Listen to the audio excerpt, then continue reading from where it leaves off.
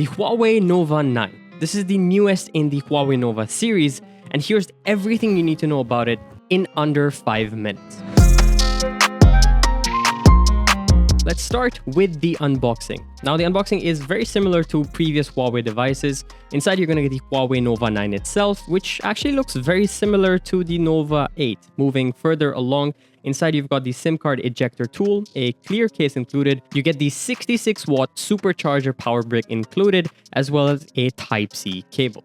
Moving further along, we get the Huawei Nova 9. The version that we got here is the starry blue, and it actually looks very nice. It's carrying on the same sort of design language from the Nova 8, which I'll show you again in a second. But overall, the finish is really nice. We have a matte sort of finish, and it feels very good. No fingerprints bothering you. At the bottom, you get the USB Type-C input, bottom-facing speakers, and the SIM tray. On the right, you have the power button and the volume rockers. Once again, here's the Huawei Nova 8 that I did earlier, and you can see that it's almost exactly the same in its design language, like not much has changed. The display on this is a 6.57-inch OLED 1080p display with a fast 120Hz refresh rate. There's also the option to select dynamic refresh rate, which helps you save more battery and also give you that smooth experience whenever it can, but I fixed it at 120Hz because I want the smoothest experience. And yeah, overall the experience is very nice on this. The display is quite nice. You also have the tapered curved edges, which give it a little bit more of that elegant look, but can encourage accidental touches. From my testing, I didn't really have that issue. The display is quite punchy and colors are quite vibrant with good contrast levels even in bright situations. We also have the under-display fingerprint sensor, which is very, very quick and works efficiently. In my opinion, this was a pretty reliable way of unlocking the phone every time, even over the face unlock. Now let's talk performance, usability, multitasking, multi-screen collaboration, and gaming. This device is actually pretty capable. You get the Snapdragon 778 6nm processor, which is super efficient in its power and performance.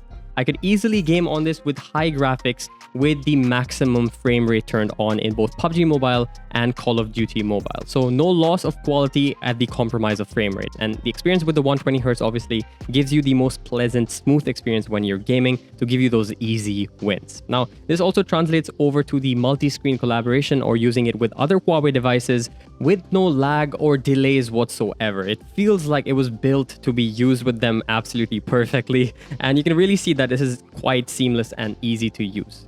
We made an entire video dedicated to the MateBook 14S used with the Huawei Nova 9, which I'm going to link up right now. So be sure to check that out if you want to see the relationship between the Huawei Nova 9 and other Huawei devices within the ecosystem. It actually works really well. You can receive calls on there, make calls on there, video or audio, switch your speakers, all that sort of stuff, really building up that ecosystem.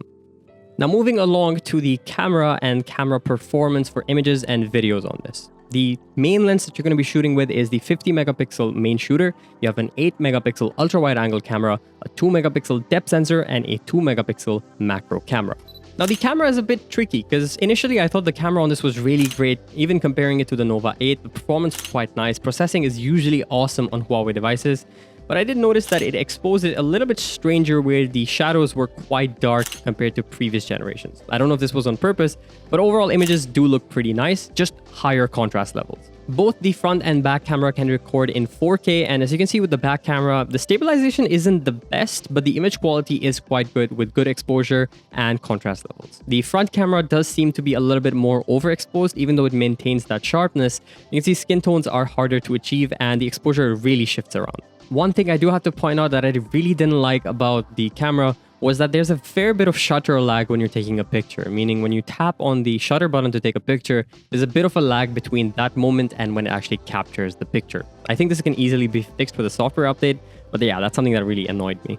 Now, all of that is going to take up some power and battery, which actually brings us to the battery life on this. We get a 4,300 milliamp hour battery, bigger than the Nova 8, also coming with 66 watts of supercharge. This can charge up your device up to 60% in just 15 minutes, so under 30 minutes for a full charge. So you don't really need to worry about running out of battery. Even though the battery isn't as big, the charging speeds are quite good, so you won't ever have to struggle and worry about running out of battery. So all in all, I think this is a great smartphone given the price point. You get amazing build quality and design, really good performance across the board with a very good processor. The places I would love to see improvement would have been the camera, but overall I think that this is a very great phone for the given price point. Really hope you guys enjoyed this video. If you did, a like would be appreciated, and I'll see you again in the next video.